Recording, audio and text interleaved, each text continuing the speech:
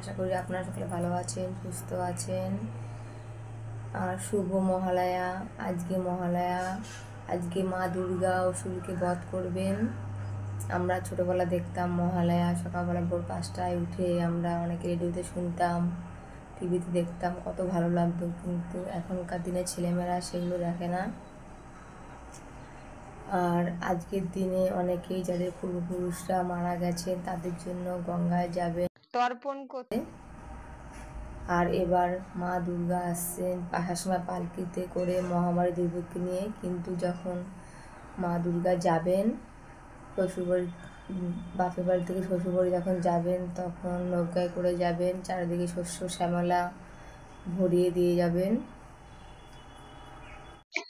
বন্ধুরা, এটা আমাদের বাগানের ছোট্ট একটি বাগান। সেই ছোট্ট বাগানে টগর গাছে ফুল হয়েছে। আমি এখন টগর গাছ থেকে টগর ফুলগুলো তুলে নেব। আর জানেন তো, ভোরবেলার দিক দিয়ে প্রচুর বৃষ্টি হয়েছিল, দেখুন গাছগুলো পুরো ভেজা। তাই আমি এক হাতে ক্যামেরা ধরছিলাম, এক হাতে সাজিটা পাঁচিলের মধ্যে রেখেছিলাম, রেখে আমি ফুলগুলো তুলছিলাম। অবশ্য অনেকদিন বৃষ্টি না হওয়াতে গাছগুলো কিরকম হয়ে গেছিল, গাছগুলো বৃষ্টি হওয়াতে একটু সতেজ হয়ে উঠেছে। আর আমাদের দেখুন বাগানে ফুল, জবা ফুল আর পদ্ম ফুল এগুলো দেখতে পাচ্ছেন, যেগুলো সাজিতে আমাদের গাছের পদ্ম ফুল ফুটেছে। পদ্ম ফুলগুলো বেশি বড় হয়নি কারণ পোকা লেগে গেছে তাই। আজকে টিফিনে রয়েছে ভেন্ডি আলুর তরকারি। ভেন্ডি আলুর তরকারিটা আজকে আমি একটু অন্যভাবে করবো। ম্যাগি মশলা দেব, তার সাথে একটু দেব সস। আর যা যা মশলা আমি দিচ্ছিলাম সেগুলো আপনাদের সঙ্গে দেখাচ্ছিলাম। দিয়েছি জিরের গুঁড়ো, ধনের গুঁড়ো, লঙ্কার গুঁড়ো, আর দিয়েছি সস আর ম্যাগি মশলা দিয়েছি। ভালোভাবে কষানোর পরে আমি গরম জল করে রেখেছিলাম, গরম জলটা দিয়ে ঢেকে দিলাম। কিছুক্ষণ বাদে আবার ফিরে আসবো। আর এখন ততক্ষণে আমি তরকারিটা হতে হতে আটাগুলো মেখে নিচ্ছিলাম রুটি করার জন্য। একটু গরম জল ছিল তরকারিতে দেওয়ার পরে, সেটা দিয়ে মেখে নিচ্ছিলাম, তাহলে একটু ভালো হয়, রুটিটা সফট হয়। তাই গরম জল দিয়েই আমি আটার ডোটাকে ভালোভাবে মেখে নিচ্ছিলাম। মাখা হয়ে গেছে, এবার লেচি কেটে নিয়েছি আটার ডো থেকে। এবার এখন রুটি বেলে নিচ্ছিলাম আমি একে একে। আর ক্যামেরা আমি একা একা ধরে করছিলাম বলে খুবই অসুবিধা হচ্ছিল। মেয়ে তারা ছিল স্কুলে যাবে বলে, তাই তাই আমি একা একা করছিলাম বলে অসুবিধা হচ্ছিল।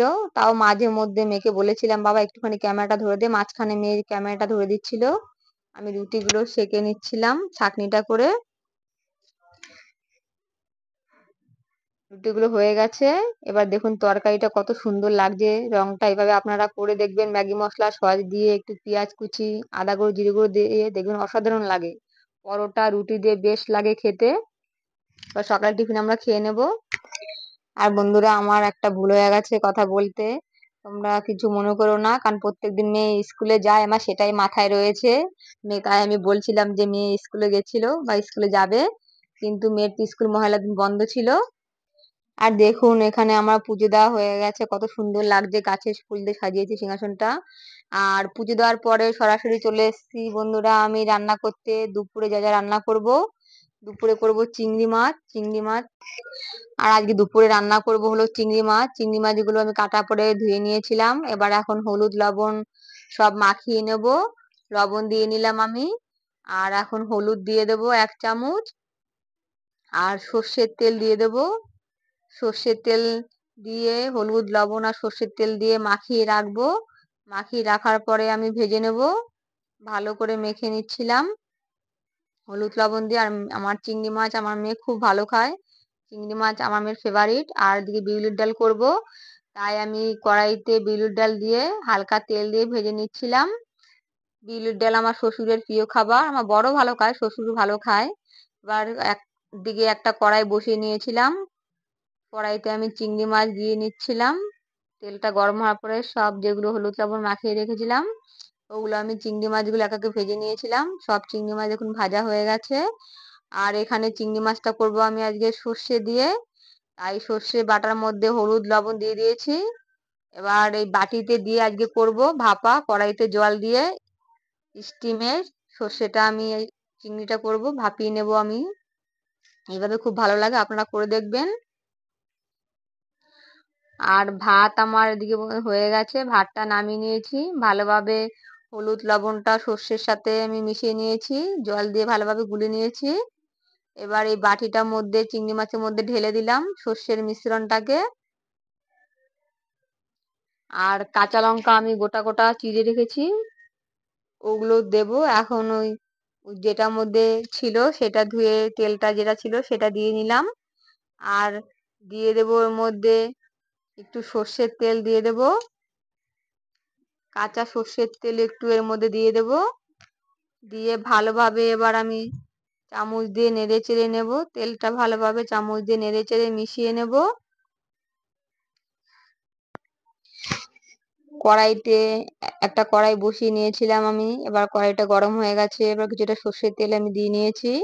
এবার আমি বিউলির ডালটা প্রেসারে সিটি মেরে নিয়েছি, এবার সেটা আপনাদের সঙ্গে আর দেখানো হয়নি। এবার আমি সেটা ডালটা ফোড়ন দিয়ে নেব। আরেকদিকে একটা কড়াই বসিয়ে নিয়েছি, কড়াইয়ের মধ্যে আমি যে চিংড়ি মাছটা ভাপা করব বলে এবার চিংড়ি মাছটা আমি টিফিন বাটিতে ভরে ঢাকনা আটকে দিয়েছি, ওটা ভাপা দিয়ে নেব, স্টিমে হবে।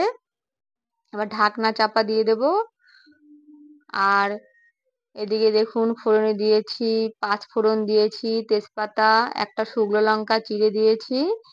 এবার এগুলো ভেজে এবার আদা লঙ্কাটা বেটে রেখেছিলাম ওটা আবার কড়াইতে দিয়ে নেব, ভালোভাবে নেড়ে চেড়ে নেব মশলাটাকে ভালোভাবে। এবার ডালটা ফোড়ন হয়ে গেছে, সেটা আপনাদের আর দেখা হয়নি পুরোপুরি। আর এদিকে দেখুন আমার সর্ষে ভাপাটা করেছি সেটাও হয়ে গেছে। আজকে দুপুরে মেনুতে আমাদের ছিল সর্ষে ভাপা, আর এখানে চিংড়ি মাছ দিয়ে বিউলির ডাল করেছিলাম। আর এখানে সকালবেলা আমি টিফিনে করেছিলাম যে ভেন্ডি আলু তরকারি রুটি দিয়ে খাওয়ার জন্য, সেটাই এটা ডালের সাথে খেয়ে নেব। আর এখানে ভাত, আজকে আমার দুপুরে মেনুতে এটাই ছিল। আর অনেকটা সময় দুপুরে পর প্রায় পার হয়ে গেছে, এখন সন্ধ্যার সময়। আমার মেয়ে আর আমার দেওরের ছেলে দুজনে ভাই বোন দেখুন একসাথে মিলে বাজি পোড়াচ্ছিল, খুব ভালো লাগে। আমাদেরও যদি এরকম ছোটবেলার দিনগুলো ফিরে আসতো তাহলে কত ভালো হতো জানেন তো, খুব ভালো লাগে, আগের স্মৃতিগুলো আর ফিরে আসবে না। আর আমি এই ভিডিওটা করেছি মহালয়ার দিন, আমাদের এখানে প্রচন্ড লোডশেডিং হচ্ছিল জানেন তো, খুব প্রবলেম হচ্ছিল। আর আপনারা জানেন যারা যারা ভিডিও করেন ব্লগ ভিডিও তারা জানেন যে কতটা নেট লাগে, আর নেটওয়ার্কও খুব প্রবলেম হচ্ছিল, তাই ভিডিওগুলো আমি আপলোড দিতে পারিনি সময় মতো। আপনারা কি বলেন জানি না, যদি কোনো ভুল ত্রুটি হয়ে থাকে আমার ভিডিওর মধ্যে কোনো কথায় বা কোনো কিছুতে আমাকে ছোট বোন, দিদি আর আমার যারা বড়রা তা আমাকে ক্ষমা করে দেবেন। আর এখন আমি জামা কাপড়গুলো গুছিয়ে নিয়েছি, যেগুলো আলনায় রাখার সেগুলো আলনায় রাখবো, আর যেগুলো সুকেসে রাখার ওগুলো সুকেসে রাখবো। আমার মেয়ে ক্যামেরাটা ধরছিল, ও ক্যামেরা করে দিচ্ছিল আর আমি ভিডিওটা করছিলাম। এবার জামা কাপড়গুলো আমি সুকেসে যেগুলো রাখার সেগুলো ঢুকিয়ে রাখছিলাম। আর এত জামা কাপড় হয়ে গেছে জানেন তো, যে আর এখানে আটছিল না, অসুবিধা হয়ে যাচ্ছিল। একটা আমাদের আলমারি না কিনলে হবে না, যা প্রচন্ড জামা কাপড় হয়ে গেছে, তাই জামা কাপড়ে আটছিল না, যে কোথায় রাখবো বুঝতে পারছিলাম না। গুড নাইট বন্ধুরা, আমাদের রাত্রের প্রত্যেকে খাওয়া দাওয়া হয়ে গেছে, একটু বেরিয়েছিলাম, মেয়ের কিছু জামা কাপড় কিনেছি, আর জামা কাপড় কেনা হয়ে গেছে, এসে এক্ষুনি খেলাম, খাওয়া দাওয়া হয়ে গেছে আমাদের প্রত্যেককে। আর আজকে ভিডিওটা বেশি বড় করবো না, এখানে শেষ করলাম। আপনারা প্রত্যেকে ভালো থাকবেন, সুস্থ থাকবেন, আমার আরও নতুন নতুন ব্লগে আপনার সাথে দেখা হবে।